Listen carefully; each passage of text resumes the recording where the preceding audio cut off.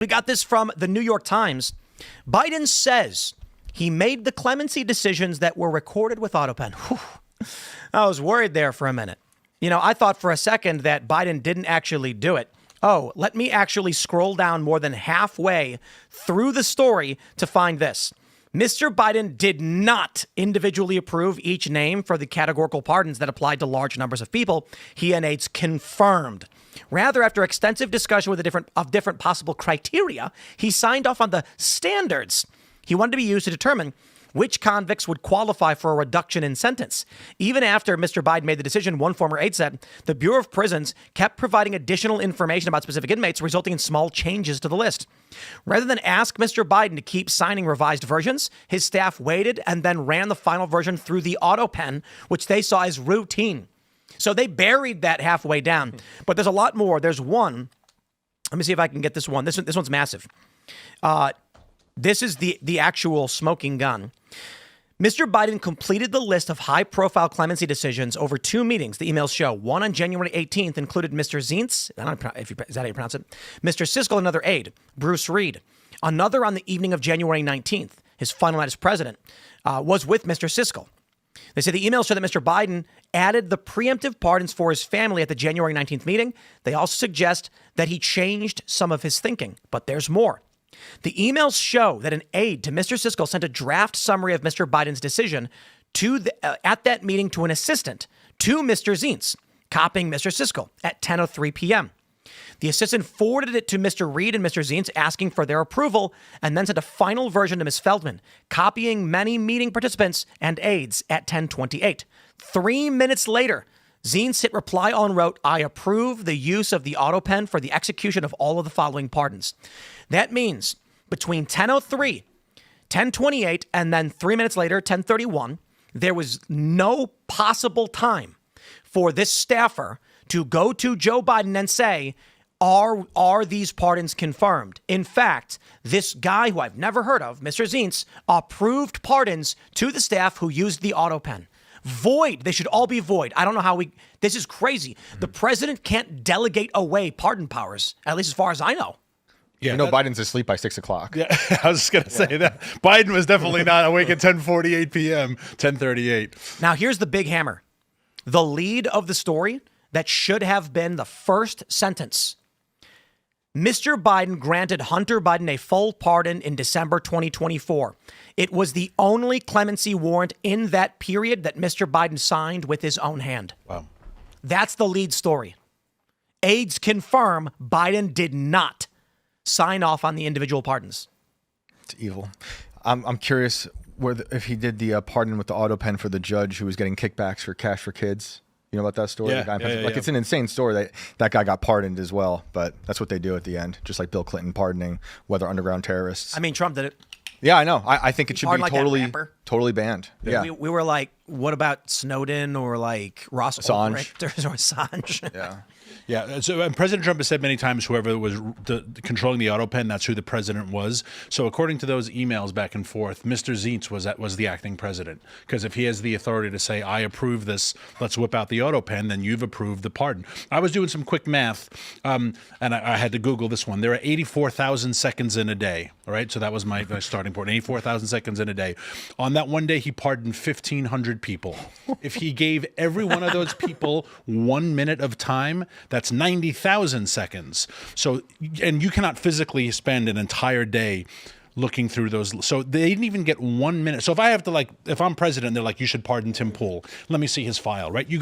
Tim Pool deserves at least a minute. No, the American people deserve at least a minute of me as president reviewing whether or not I give Tim Pool a pardon.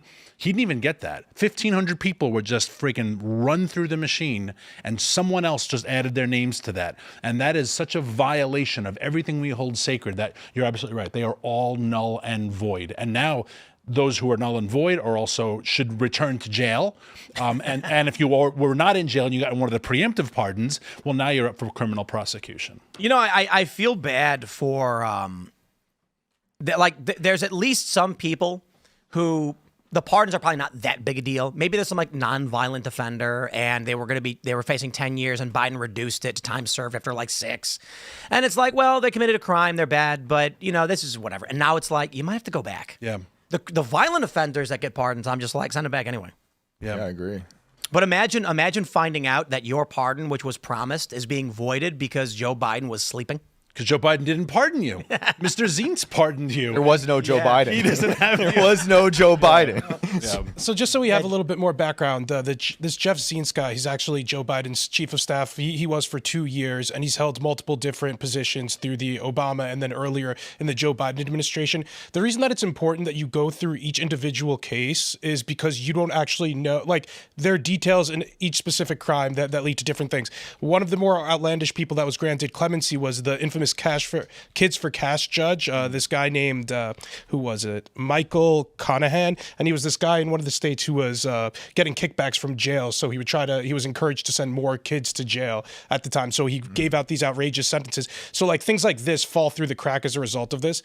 I think it's also fascinating how this is, for a Democrat, pretty much political malpractice. Like the Trump administration right now is struggling with a specific story. Let's not mention it this soon in the episode. But like while the Trump administration is struggling with that, this is the lead story for the New York Times. So it's like, Joe Biden, you're too dumb to keep your mouth shut for like the Democrats' sake, because now this is only red meat for the MAGA base, which Trump is struggling to, keep fully on his side. So this story is a perfect distraction for that, and it isn't going anywhere. This is a story that the president was talking about for a long time. And I also will mention, because I only today really learned what the AutoPen literally was, because Shane mentioned something and told me to look it up. I thought it was DocuSign. I use DocuSign for all of my document signing needs, and it's like this automatic thing online where I just click one button and it writes my signature. No, this is like a physical contraption that moves with the strokes similar to It's a what your little hand is arm, supposed to do. and it moves. It looks like Joe Biden. Yeah, let me see if I can pull it up. But like, why the timing is so fascinating. Obviously, the former president has an ego, and he was trying to defend his legacy right now. That's Dude, can I buy this? being slammed. We should get one. You can buy one, sure. Yeah, it's like a 1970s CNC. But this is this is a process crime, because this is kept in a room under lock and key, and people need to go in, and people need to get the paper, and there are a lot of bad actors in this process, and they are all to a certain extent culpable. And you can't say, well, I was just following orders. That doesn't fly anymore. I just wanted to follow up on this Cash for Kids judge that I mentioned, Kids for Cash judge that I mentioned, because I do feel like it was significant. Conahan's inclusion sparked harsh blowback, him being included, being given clemency. Even Pennsylvania Democrat Governor Josh Shapiro criticized Biden for getting it absolutely wrong. He said it created a lot of pain here in North Pennsylvania. So this guy was convicted in 2011 of funneling juveniles to a for-profit detention center in exchange for more than $2 million in kickbacks. He was sentenced to more than 17 years in prison. Many people would say that's not enough. But the issue, again, with not reviewing closely is that scumbags like Mr. this fall Ziets, through the Mr. cracks. America, I would like to introduce you to your president, circa 2021-25. There you go. We started Watch. investigating the AutoPen stuff because there were so many climate executive orders. Wait, it's drawing a butt. What is it drawing? Anyway, continue. There were so many climate executive orders that just came out with a signature, and that we never saw the president talk about it. So probably the most egregious one was when Biden's AutoPen said that we were banning the sale and the export of liquid natural gas. And so obviously in the fossil fuel world, it was like, whoa. The president's banning liquid natural gas? Yep, banned. Starting in January, it was banned. And if you remember, Mike Johnson, as Speaker of the House, had an interesting exchange. He said, I was talking to the president, and I asked him, why did you ban LNG? And he said, I didn't do that. And he was like, yeah, Mr. President, you did. And at the time, that was understood as, wow, Biden is in such bad shape, he doesn't even remember. But then we realized as an organization, we were like, oh, no, he didn't even know he did it. Like the crazy Greens in the White House were like, let's ban LNG. And they were like, damn, here's the AutoPen. They put it through. So we came up with a whole series of executive orders on climate, banning drilling in the Arctic, banning drilling in the outer continental shelf, that we were like, Biden never spoke about this in first person. Now, not everyone makes as big gestures as is President Trump, right? He holds them up and everyone sees.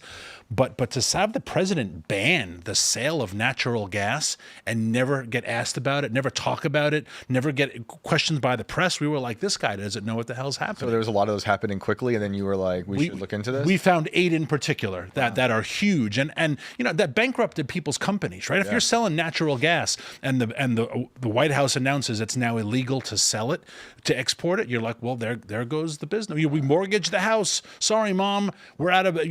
Lives were ruined over this. Terrible. And all of our European allies bought Russian gas because we stopped selling American. Of course. So they were like, who can be the mediary for Russian natural gas? The Turks, which again, they're part of NATO. Turkey was like, yeah, we'll be the mediary. We'll buy it from Russia and we'll sell it to France and Germany and Italy. So it created hell. Thanks for checking out this clip from Timcast IRL. Make sure to watch the show live Monday through Friday at 8 p.m. Subscribe to this channel, and we will see you all there.